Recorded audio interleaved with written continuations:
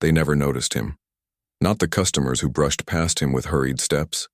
Not the cashiers who saw him every week but never really saw him. And certainly not the young men who laughed the moment he turned the corner of the dairy aisle. To most of the world, Frank Dalton was just another shadow. An old man moving slowly, clinging to routine like a lifeline. He walked with the weight of years in his bones, and the weight of memories in his silence. But people forget something. A shadow only appears when there is light behind it. And Frank carried a light forged in fire, sacrifice and scars that time never erased. They mocked him for the things they could see. His cane, his worn-out jacket, his fragile steps. They had no idea about the things they couldn't see, the battles he fought, the brothers he buried, the honors he never displayed, the ghosts he learned to walk beside. And on that Thursday afternoon, in a small-town grocery store where nothing extraordinary ever happened, the world was about to witness a truth stitched into the fabric of a forgotten soldier's past. A truth that would silence an entire room. A truth that would turn arrogance into shame. A truth that would remind everyone watching that heroes don't disappear. They simply grow quiet. And sometimes, on an ordinary day, in an ordinary aisle, they remove their jacket. And everything changes. Before we dive into this powerful story, if you believe the world needs more real stories of courage, honor, and second chances, hit the like button. Leave a comment. Subscribe for more cinematic storytelling. Your support helps bring forgotten stories, like Frank Dalton's, back into the light. Now, take a deep breath, because what you're about to hear is not just a story about humiliation and redemption. It's a story about legacy, about the invisible weight people carry, about the kind of heroism that doesn't ask for applause, only understanding. Let's begin. Frank Dalton's Thursdays always began the same way, quietly, slowly, with the kind of silence that grows out of years spent living alone. At 76, Frank moved through his mornings with a disciplined grace, as if every action were a ritual carved by habit and memory. His home was small, modest, and filled with echoes. Framed photographs turned face down, medals tucked away in drawers, unopened letters from the VA hospital resting on a wooden table he rarely used. The sun had barely risen when Frank woke up that morning. He sat at the edge of his bed for a long moment, breathing through stiffness in his knees, feeling the familiar ache in his leg, the one that never healed quite right after the war. The pain was sharp, but he had learned to greet it like an old companion. He shuffled to the kitchen, put water to boil, and reached for the letter lying near the window. It was the same kind of letter he received every year, printed on crisp government paper. Annual trauma evaluation, mandatory review. Frank stared at it for several seconds. Those evaluations never scared him physically. What terrified him was the way they required him to remember, to speak, to revisit things he'd spent decades trying to bury under layers of silence and routine. He placed the letter down gently as if it were something fragile, and exhaled through his nose. Then he reached for his jacket. The jacket wasn't new. It wasn't even particularly clean. But inside it, stitched carefully into the lining, were pieces of a life he rarely acknowledged. The Silver Star, the Bronze Star, the Purple Heart, the Combat Infantry Badge, and finally, the Distinguished Service Cross. 5 symbols of sacrifice. 5 reasons he hated being in the spotlight. Frank didn't wear the jacket for attention. He wore it for remembrance, but only on certain days. And today, he felt something shifting inside him.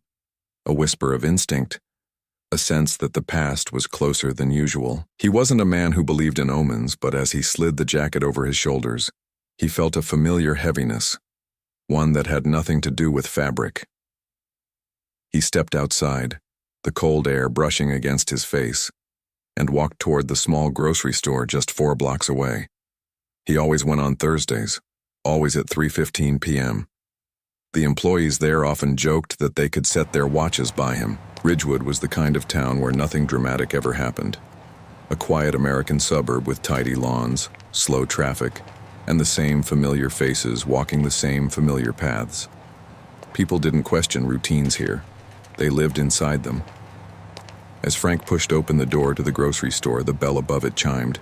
The sound was gentle, welcoming, and for reasons he didn't fully understand, comforting. Emily, one of the cashiers, looked up from her station with a bright smile. "Good afternoon, Mr. Dalton." Frank nodded politely. "Good afternoon, dear." Emily was one of the few people who treated him kindly. She always had a smile, always asked how his day was going, and never pressured him to talk more than he wanted to. To her, Frank was a sweet old man with a gentle spirit. She never suspected the storms he had survived. He moved slowly down the aisles, picking up the same items he always did: a loaf of whole grain bread, a box of herbal tea, his prescription refills, and a single green apple. The apple was important, symbolic almost. It reminded him of something his wife used to say: "Small rituals keep the heart steady." He missed her, sometimes more than he allowed himself to admit. As Frank reached the dairy aisle, he pushed his cart aside and leaned slightly more on his cane. He wasn't tired, just cautious. Age had taught him that the smallest misstep could become a week-long injury. But today, he wasn't alone in that aisle. Two young men, loud, boisterous, full of immature bravado, were standing near the refrigerated cases. Their voices echoed through the store, bouncing between shelves. Frank noticed them in the peripheral way older people often notice everything without wanting to. He wasn't afraid of them. He simply hoped they would move along so he could finish his routine in peace. Their laughter, however, grew louder as he approached, and Frank felt it, the shift in energy, the awareness that he was being watched, judged, measured, incorrectly. He had felt this before, in battlefields far away. In cities, he returned to where people protested the uniform he once wore. In rooms where politicians shook hands and pretended to understand sacrifice. This kind of judgment wasn't new. But that didn't make it less painful. Frank kept his head down and continued walking. He didn't want trouble, he never did.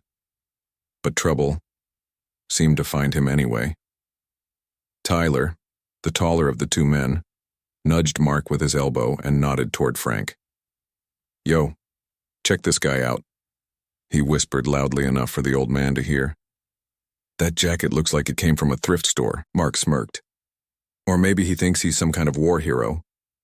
Frank's jaw tightened subtly, but he didn't react. He had learned long ago that reacting gave people power. Silence, on the other hand, could be stronger than any punch. He reached for a carton of milk, hoping to pass them, when the young men stepped forward, blocking the aisle. Frank paused. His grip tightened slightly on his cane, not out of fear, but restraint. Frank stood silently in the narrow aisle, the cold glow of the dairy refrigerators washing over him. He had hoped, quietly, politely, desperately, that the two young men would simply step aside and let him continue his Thursday routine. But some people aren't satisfied until they provoke a reaction, even from the ones who ask for nothing.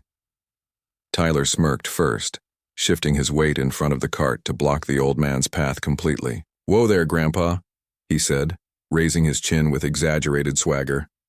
"You lost? Or is this where they keep your special milk?" Mark snorted. His laughter was sharp, hollow, the kind born from insecurity disguised as confidence. Both men were in their mid-20s, built from hours in the gym and from egos inflated by each other's approval. They had no idea, no concept at all, who they were talking to. Frank exhaled slowly, the air escaping his chest like a tired sigh. "I just need to get through, gentlemen," he said softly. His voice was measured, respectful, almost too gentle. Tyler leaned down, face dangerously close. "You hear that? Gentlemen." He laughed. "Man, I swear old people live in another world." Frank kept his eyes down, not submissive, contained. He had spent a life learning how to contain storms. Mark walked around him, making a show of circling. "You wearing that jacket for attention?" "Halloween was last month, old man." Frank said nothing. He didn't flinch. He didn't defend himself, but silence sometimes irritates people more than insults. Mark bumped his shoulder, hard, sending Frank back a step. His cane slipped slightly, and for a moment, the entire aisle teetered in silence. A few customers glanced over but looked away just as quickly. People rarely wanted to involve themselves in conflict. especially when the victim looked like someone whose life was already heavy enough. Frank steadied himself. His breath was slow but firm. He lifted his head, not defiantly, but with a kind of weary dignity. "I'm not looking for trouble," he said calmly. Tyler scoffed. "Yeah, you sure look like trouble, old man." Then came the words that pierced deeper than the shove, deeper than the mockery. "Bet he never even served," Mark muttered. "He just wants people to think he did." And there it was, the breaking point. Not because of anger. Frank rarely felt anger anymore. But because those words awakened something inside him he had tried desperately to keep buried. Memories. Not reflections in the mind. Living, breathing memories that clung to him like smoke from a fire he'd survived. He heard boots on dirt. He smelled burning oil. He felt the weight of a brother in arms bleeding in his arms. He saw the helicopter lifting, not enough room for all of them. He felt the hit in his leg, the shock of pain, the cold mud beneath him, and above all, he heard a voice that had haunted him for more than 40 years. "Dalton, go. Don't look back." The world around him blurred for a moment, and all he could hear was the pounding of his own heart. A slow, steady drum, reminding him he was still here, still alive, still carrying every memory the young men believed he fabricated. Frank lowered his head, not in fear, but in restraint. The aisle fell into a hush. Even the humming refrigerators seemed to quiet. Something inside him shifted, not snapped, not broke. Shifted. He let go of the cart handle. His hand, wrinkled steady despite age, moved to the zipper of his jacket. Tyler rolled his eyes. Oh boy, now he's going to lecture us or something. But Frank didn't speak. He didn't scold them. He didn't reach for a phone to record them. He didn't raise his voice. He simply pulled the zipper down slowly. The sound was subtle, a quiet zert that suddenly carried more weight than any shout. A few shoppers stopped walking. A mother holding her child paused mid-step. The store manager, stacking cans nearby, lifted his head. Tyler crossed his arms. "What, you gonna show us your bingo card collection?" Frank opened the jacket, just enough for the light to find what was inside. And when it did, the entire aisle froze. Stitched inside the lining, displayed with humble precision, were 5 medals. They were old, worn, edges dulled by time, but unmistakably real. The Silver Star, the Bronze Star, the Purple Heart, the Combat Infantry Badge, and finally, the Distinguished Service Cross, a medal so rare that most Americans would live their whole lives without ever meeting someone who earned one. Tyler's smirk vanished. Mark's face drained of color. A woman near the yogurts covered her mouth. A cashier whispered, trembling, "Oh my God, he's a hero." Frank did not look at the medals. He didn't need to. He remembered every scar, every brother lost, every night spent wondering why he survived when others didn't. He looked only at the 2 young men, not with anger, but with a sorrowful patience. For the first time in their lives, Tyler and Mark didn't have something witty to say. They didn't laugh. They didn't mock. They couldn't. They finally understood that the man they pushed, mocked, and belittled had lived through things they couldn't imagine in their worst nightmares. Frank's voice, when it came, was barely above a whisper. "I didn't wear these for attention." His eyes softened, not with weakness, with depth. "I wear them to remind myself that even when the world forgets you, you can still live with honor." Silence. Heavy, absolute silence. Tyler stepped back, swallowing hard. Sir, we didn't know." Frank nodded gently. "You never do." The store aisle stood frozen in a silence that felt almost sacred. After decades of being invisible, Frank Dalton was suddenly, finally, seen. But the revelation of his medals was not the climax of his story. It was merely the doorway. Behind those pieces of metal were lives, faces, promises, sacrifices too big for the young men in front of him to ever understand. As the crowd stared, Frank slowly zipped his jacket back up. Not out of shame, not out of pride, but because the memories that came with those medals were not meant for public display. They were private, haunting, heavy. And as he zipped the jacket closed, His mind drifted, not by choice, but by gravity. Memory pulled him backward, through time, through sand and smoke and blood. The grocery store faded into an echo as another world replaced it. He was 19 again, young, strong, naive enough to believe he was invincible. His mother cried when he left for training.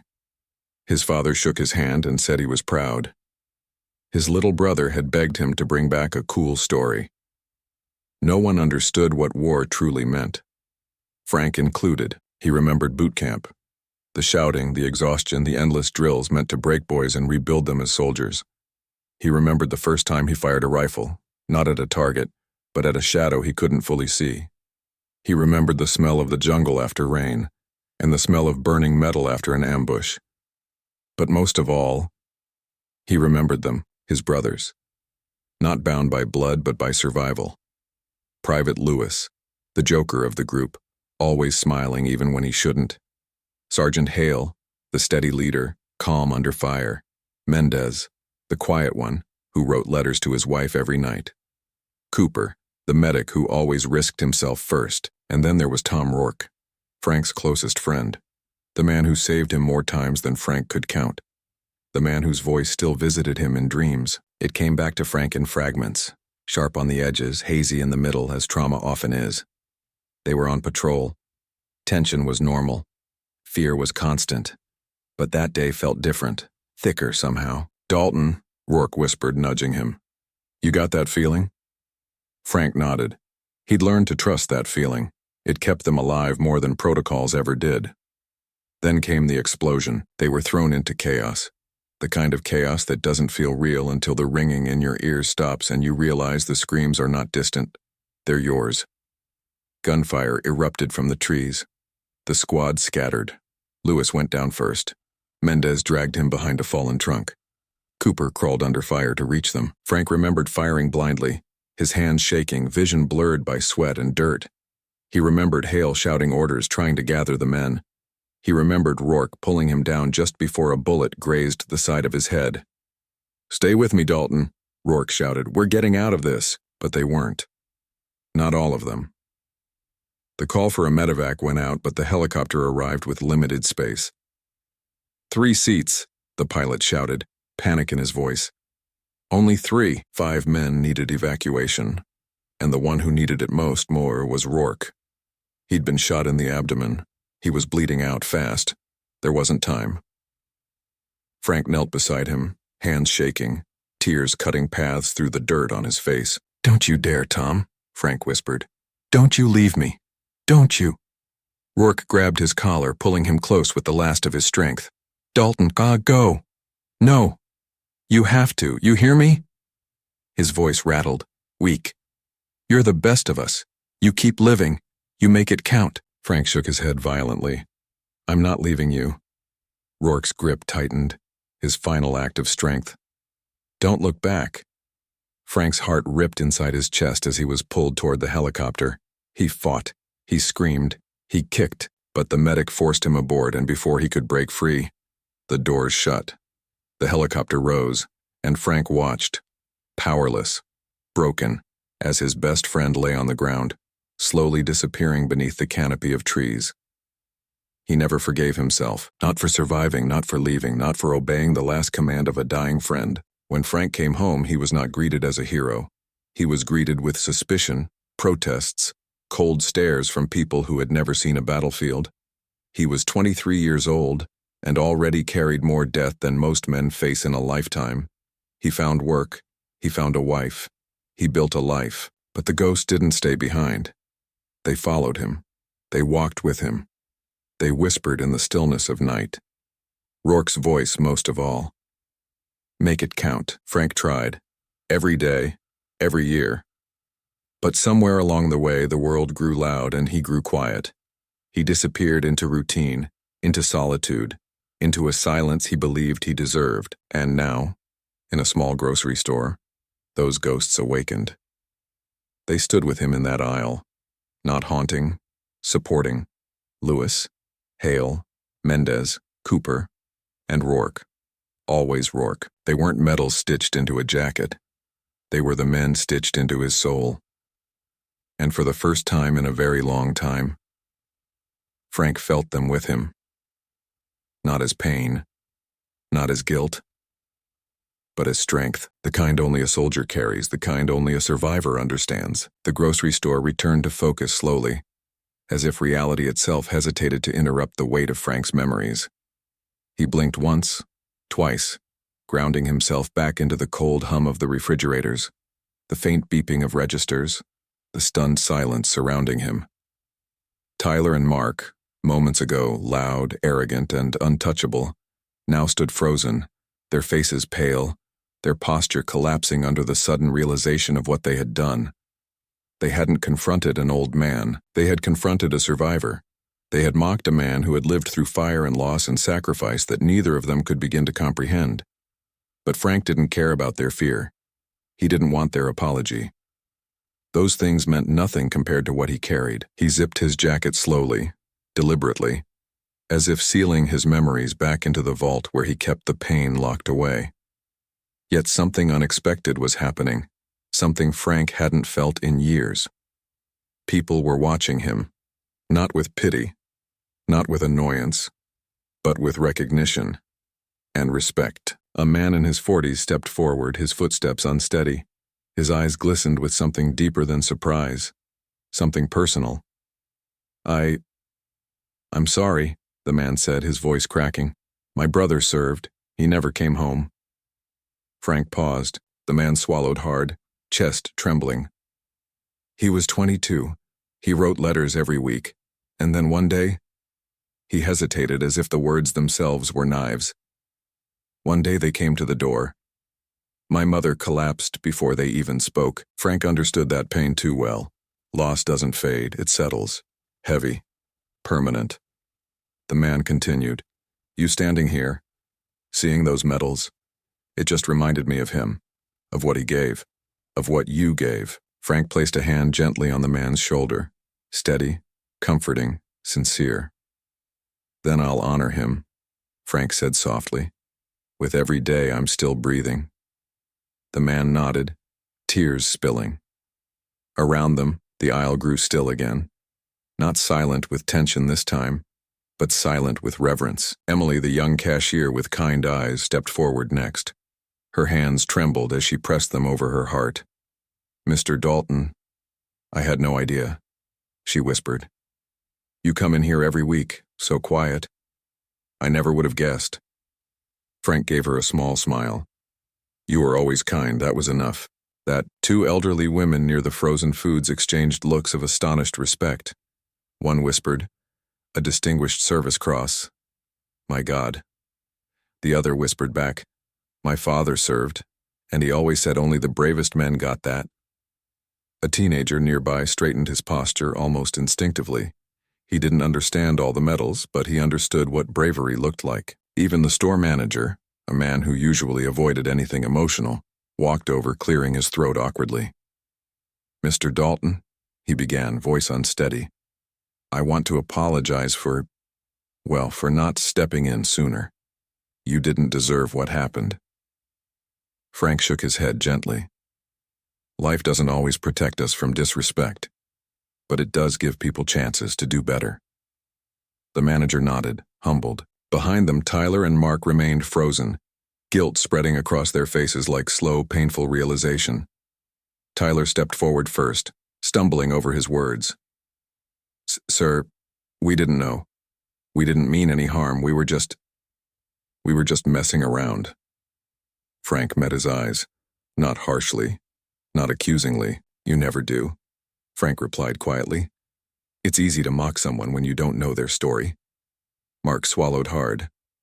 I'm really sorry, he said, voice barely above a whisper. Frank studied him for a long moment. Mark wasn't a monster. Neither was Tyler. Just boys, careless, thoughtless, raised in a world that celebrated strength but forgot to teach empathy. Frank nodded once. Make sure the next person you speak to is treated better than you treated me, he said. The words hit harder than any punishment. Tyler's eyes watered. Mark dropped his head. It wasn't vindictive. It wasn't dramatic. It was accountability, the kind that changes people. A quiet applause began, tentative at first, then stronger. Not loud, not showy, just genuine. A tribute from ordinary people who suddenly understood they were standing in the presence of someone extraordinary. Frank felt his chest rise and fall, a mixture of emotion swelling inside him. Humility, discomfort, and something else. Something like acceptance. The aisle that once felt confining now felt open, warm, alive. He wasn't invisible anymore. Not today. Not in this moment. A little girl standing halfway down the aisle tugged on her mother's sleeve. "Mommy, is he a superhero?" The mother bent down, whispering gently, "He's something even better. He's a real hero." Frank's breath caught in his throat. He had been called many things in his life: soldier, veteran, survivor, old man, but never hero. Not like this. Not with sincerity. Not with innocence. He walked over slowly, kneeling slightly despite the pain in his knees. "What's your name?" he asked softly. "Sophie." He smiled. "Well, Sophie, heroes aren't always the ones in capes. Sometimes they're just people who kept going when life tried to stop them." She nodded with wide eyes. Then, without hesitation, she hugged him. Frank froze, surprised, but eventually wrapped one arm around her gently. It had been years since someone hugged him without sadness, without obligation, without saying goodbye. Years. Frank picked up his loaf of bread, his tea, his medicine, and his apple. As he walked toward the register, people stepped aside, not out of fear, but honor. Emily bagged his groceries for him. The manager insisted on carrying them to the door. Several customers thanked him quietly as he passed. Tyler and Mark remained behind. Their expressions changed. Eyes lowered, shoulders slumped. Boys humbled by a man who had survived more than they ever would. Frank stepped outside into the cool afternoon air. But something was different. For the first time in decades, he didn't feel alone. He didn't walk out as the invisible man no one noticed. He walked out as a hero, finally seen. Frank stepped into the cool afternoon sunlight, the automatic doors closing behind him with a soft hiss. He paused on the sidewalk, adjusting his grip on the grocery bag resting against his hip. The air felt different, lighter somehow, though he carried the same items as always: bread, tea, medicine, and a single apple. And yet, it was as if the world had shifted a few degrees on its axis. For so many years, Frank had moved through life like a ghost, seen but not noticed, present but not acknowledged. Now, as he looked back at the small grocery store, he saw faces at the windows, not out of curiosity, but out of respect. A respect he had never asked for. A respect he thought the world no longer had to give. He turned and began the 4-block walk home.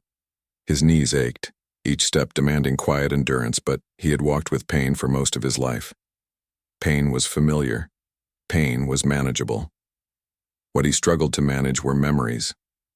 And today, the memories walked with him. As Frank moved down the sidewalk, he passed the same landmarks he always did. The laundromat with the flickering sign, the barber shop that never seemed to have customers, the bench where he sometimes rested when his legs grew tired. Everything looked the same. But Frank didn't feel the same. For the first time in years, the world had looked at him and truly seen him. Not the old man with a cane. Not the quiet customer who bought the same things every Thursday. Not the nameless figure shuffling from place to place. They saw the soldier, the survivor, the man who carried entire lifetimes inside him. As he walked, he replayed the moment he opened his jacket. The stunned faces, the silence, the young men frozen with guilt, the applause, the little girl's hug. He hadn't expected any of it, and he wasn't sure he was ready for what it stirred inside him. Because recognition didn't just reveal who he was, it revealed who he used to be. When Frank first returned from the war, he had believed, naively, that coming home would bring peace. He quickly learned that peace was not a place. It was a choice, and sometimes an impossible one. People avoided him, not because of who he was, but because of what he reminded them of. He remembered standing on a street corner the week he returned, still in uniform, waiting for a bus. A man passed him, scowling. "Kill anyone today?" The man spat. Frank said nothing. He'd learned by then that some people hated what they didn't understand. He found work as a mechanic. His hands were steady and engines didn't ask questions. He married a woman named Helen. Soft voice, soft heart, gentle enough to hold his broken pieces without cutting herself. She understood him better than anyone, but she couldn't stop the memories, couldn't stop the nightmares, couldn't stop the guilt, especially the guilt. For years he woke gasping in the night, Rourke's last words echoing in the dark.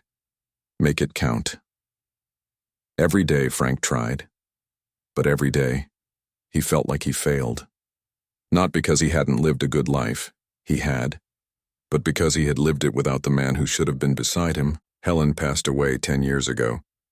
After that, Frank's world grew small, too small. The silence of his home was louder than any battlefield. Frank reached his porch, breathing slowly as he climbed the 3 wooden steps that had grown steeper with age. He unlocked his door, pushed it open, and stepped inside.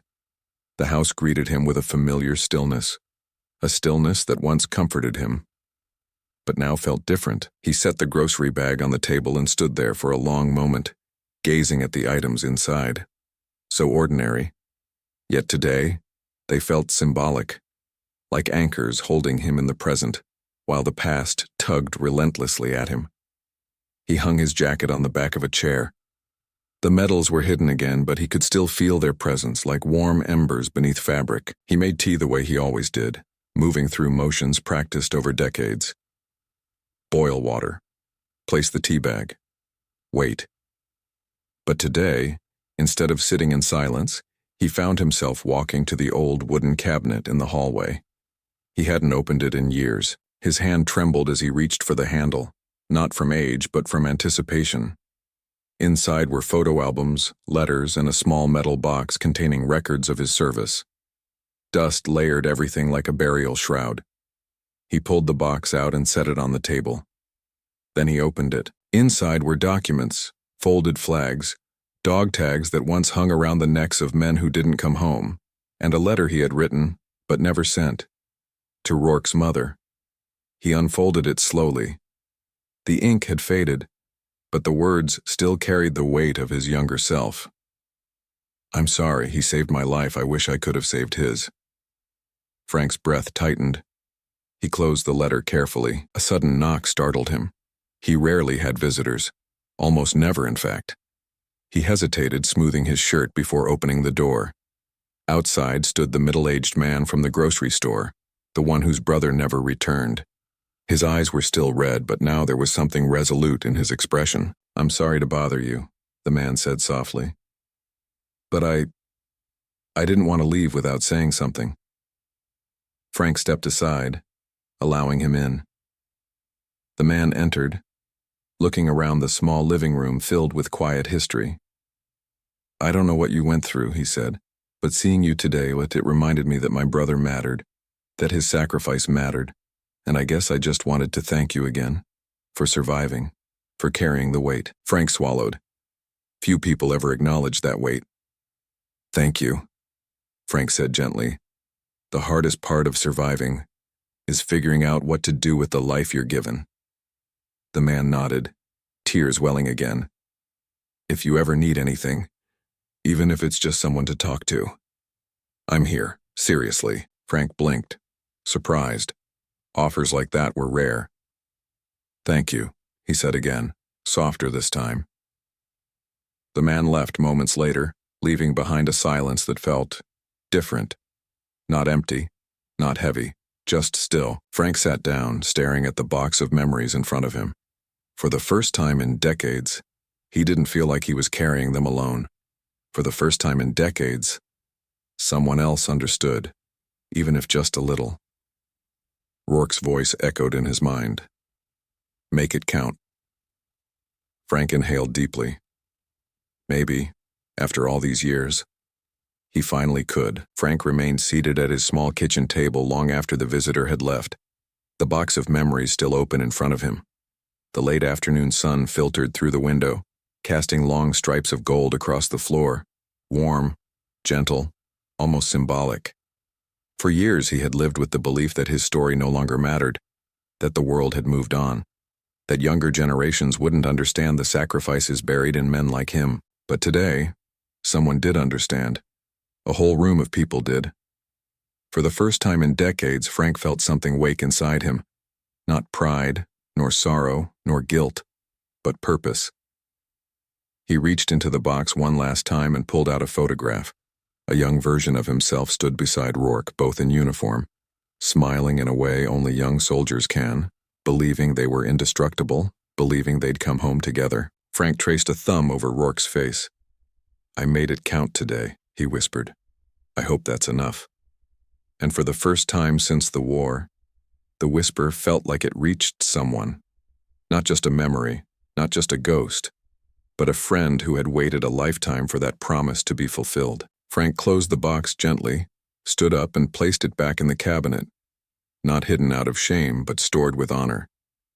He poured the remaining tea into a cup, walked slowly to his porch, and sat down as the sun dipped toward the horizon. The world looked quiet, calm, almost peaceful. He watched children riding bicycles, neighbors talking on sidewalks, life happening in simple rhythms. For years he had watched the world move without him. But today, he felt part of it again. A small smile formed at the corner of his mouth.